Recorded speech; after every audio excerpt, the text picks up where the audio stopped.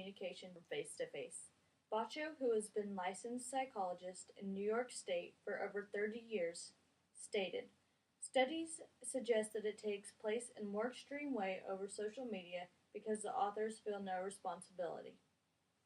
Graham also stated they probably wouldn't engage in bullying activities if they were face to face because of the consequences if they were caught in person by authority figures, she said. There's a lot of ambiguity with social media, especially with the next generation developing social media skills. Do not let social media consume your life, and do not let it take away from face to face contact with others. People, especially teens, are hiding behind social media. When they make posts on Facebook, Twitter, Instagram, those are just some of the top websites that you can get on.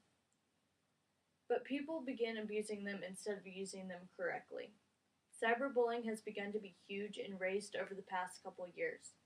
15% of all high school students have been bullied over the internet in the past year. Students tend to think that it makes themselves feel better when they bully somebody online.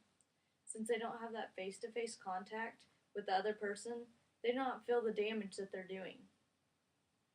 Also, when they do it online, everyone else can see it, not just them. Or they can even do it anonymously, and then that other person don't know who it's coming from, and so it scares them even more. The second problem is that it's distracting in school. Your technology guys in the school district can go and shut off or block the websites on your computers or your tablets that they offer you, but they have no way to shut it off of your cell phone, leaving you to be able to use it if you want. And to me, I think that's just not a good idea. And so some schools now are trying to incorporate it into the classroom, trying to bring how you can make your phones work with yourselves in the classrooms.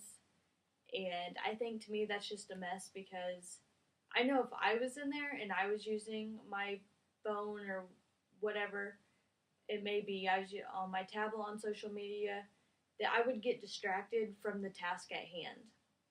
I'm sure most kids would rather be looking at something else rather than doing their assignment, especially if they have that object in front of them and it's just right there for them to do it.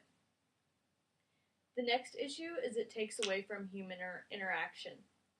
They start communication through discussions online instead of in person. Doing this will make it harder, and they actually have to speak face to face. They need to be prepared for this in the real world. Which leads me to the next problem. People need to focus on the real world, not virtual reality. If you start paying more attention to what's going on outside of what's on your electronics, you'll see so much more. Also, not only can you see so much more, but it's bad for your eyes and your brain to be staring at a screen for all hours of the day. If you start putting your electronics down, you'll find a whole different scenery. Talking to people in person can lead to stronger and deeper connections. Just because you are talking to them online doesn't mean that's who they really are. Behind a computer, you can pretend to be whoever you want, especially if you want to pretend you're somebody else. In person, you can actually see them and their reactions that they have to when you talk to them, or when you're having a discussion or you're having a disagreement. You are able to see their feelings or feel what they're feeling when they're sad or upset. Over looking through it on a computer or on your phone, it's just not the same. There's a whole other world out there besides the world of social media. It's all fake and virtual. You need to meet real sides of people, not just who they want to be. As well as not communicating with people face to face, you will lose the skill of interacting with the public. It will make it harder to go through life. Here are the 3 steps we need to protect ourselves from the world of technology. First, put down your electronics and go outside somewhere you can meet people. Go to a park, go to a restaurant, go to a school activity. Second, go up to someone and have a face to face conversation. Go up to somebody you've never talked to before, or that person that sits by themselves in the back of the classroom.